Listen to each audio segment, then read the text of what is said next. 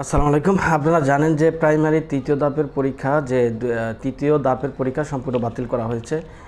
এই বিষয়টা নিয়ে যারা চট্টগ্রাম এবং ঢাকা বিভাগে আছেন তাদের উদ্দেশ্যে বলছি যে দেখেন, আপনারা কিন্তু সামনে বড় একটা নিয়োগ পেতে যাচ্ছেন। যে এই 2025 সালে নতুন করে যে সময় নতুন করে প্রাইমারি বিজ্ঞপ্তি আসবে, অর্থাৎ সার্কুলার আসবে।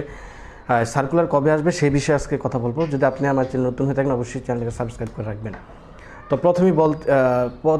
প্রথমে যে আপনাদের সুখবরটা দিব সেটা হচ্ছে যে দেখেন, চূড়ান্তভাবে সুপারিশপ্রাপ্তদের সম্পূর্ণ সুপারিশপ্রাপ্তদেরকেই বাতিল করে দিয়েছে।